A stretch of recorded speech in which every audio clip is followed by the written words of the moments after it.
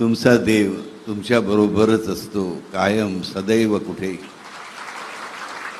फक्त आपल्याला खात्री पाहिजे की देव माझ्या बरोबर आहे. काही झालं, काहीही म्हणजे काही झालं तरी माझा देव माझी साथ कधीच सोडणार नाही.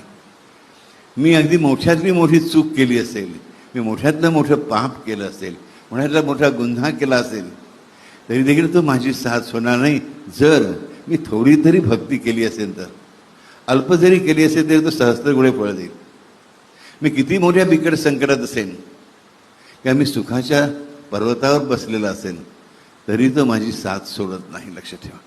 बऱ्याच वेळा असं होतं की आपले नातेवाईक मित्रमंडळी वगैरे आपले संकट करत आपल्याला थोडीफार मदत करतात.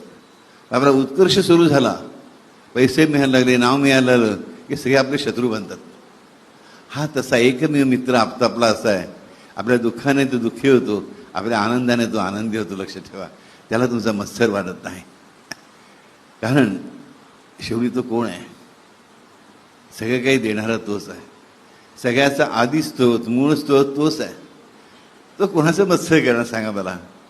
तुमचा मत्सर करणार त्या लाडक्या बाळांचा नाही ना.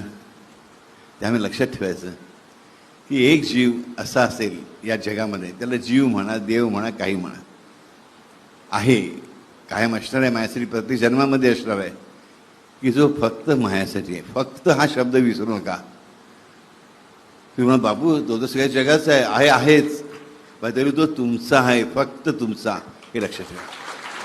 प्रत्येकाला म्हणता आलं पाहिजे की हा स्वयं भगवान फक्त माझा आहे.